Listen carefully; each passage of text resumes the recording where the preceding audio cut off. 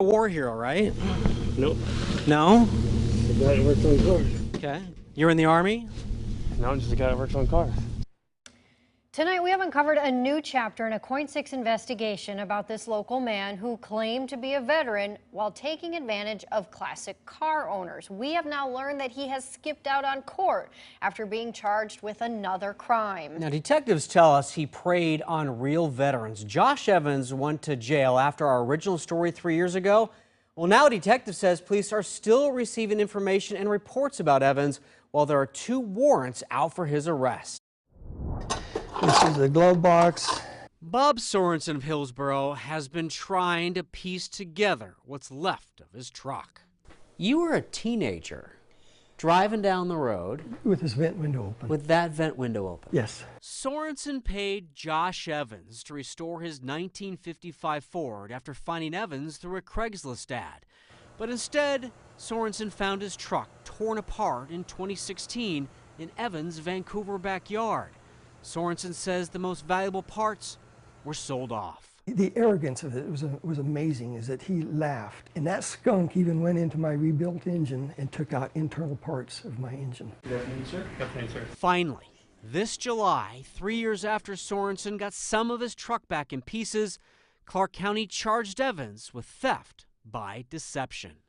Your Honor, we would waive formal reading, enter plea of not guilty, request trial within 90, and note that we are beyond the statute of limitations. Evans was supposed to go to trial October 7th, but he didn't show up.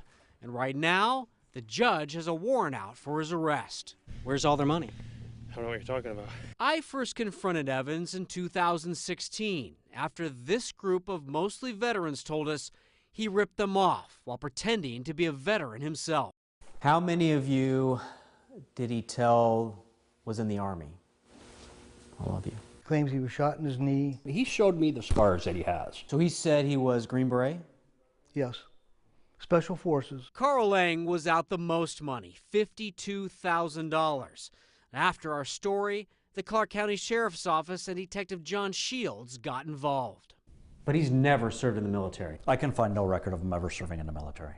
While Evans was convicted in Carl Lang's case and spent 4 months in jail, the detective kept investigating and wrote in a report, "While in jail, I had 3 additional victims come forward."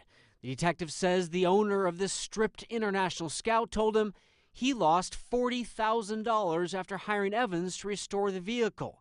When Evans got out of jail, the owner said Evans promised to begin working on the Scout again, but it didn't happen. And there's now a second warrant out for Evans' arrest.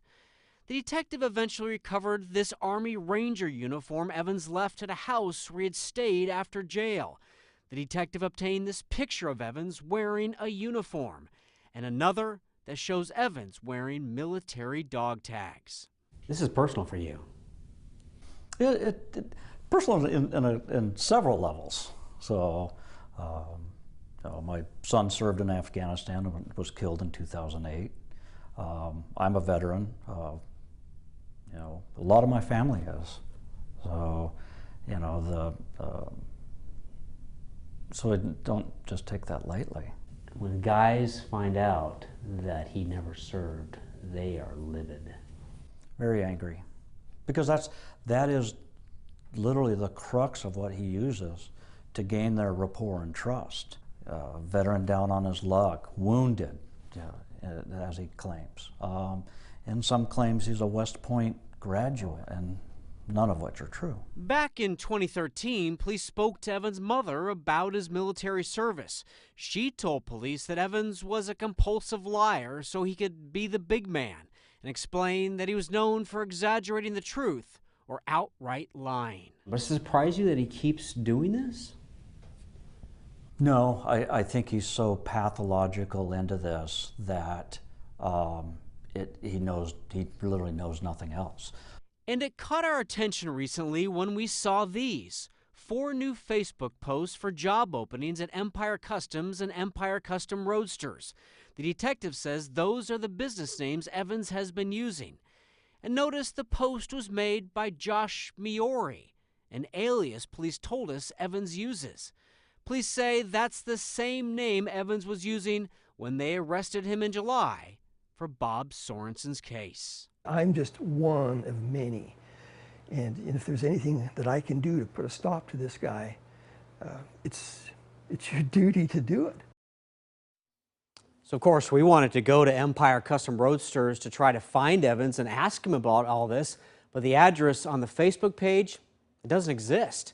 Also, he hasn't returned our phone calls. Now, if anybody sees him, again, there are 2 warrants out for his arrest, and you should notify police.